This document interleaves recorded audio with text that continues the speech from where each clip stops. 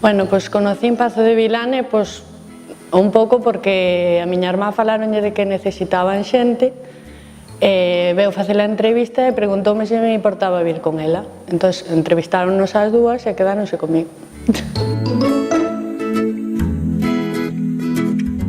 Bueno, pois a empresa foi medrando tanto en personas, porque pasamos de ser moi pouquiña xente a crecer moitísimo en personas, de vender en pouquiños sitios, a distribuir huevos a moitas tiendas, tanto grandes como pequenas, a facer igual un camión a semana, a facer ahora 3 ou máis se se dá.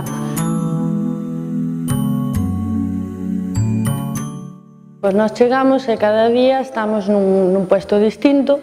Uns días tócanos montar caixas, outro cerrar, outro meter os huevos na máquina.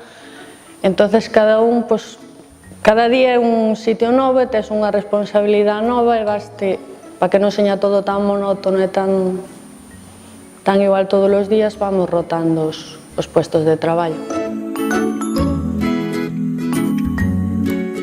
Un dos moitos días, porque antes íbamos ás granxas recoller o huevo, entonces nós o primeiro que facíamos era abrirlles as pitas mentras nós collíamos o huevo, porque nos é moito máis cómodo e elas xa están en libertad, vamos. Mentras nós apañábamos o huevo, colóusenos unha pita na furgoneta e viñamos con ela hasta o almacén. E claro, cando vaciábamos os huevos, a pita baixóusenos da furgoneta.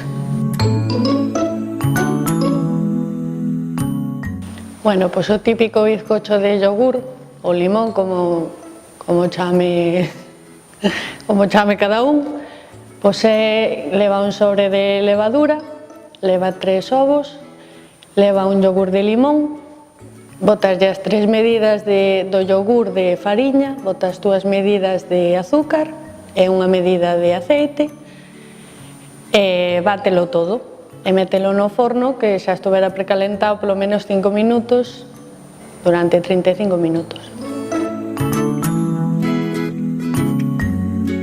A verdade é que é moita comodidade coller o coche e estar en 5 minutos aquí no teu traballo, sin atascos, sin contaminación, sin todo o que ves na ciudad, todo ese ruido e todo ese alboroto e todo, e ves, en 5 minutos estás no traballo, en 5 minutos estás na casa. Por exemplo, vivo en Monterroso, que a miña familia vive en mitad en Monterroso, mitad en Antas, entonces a 5 minutos de todo o mundo.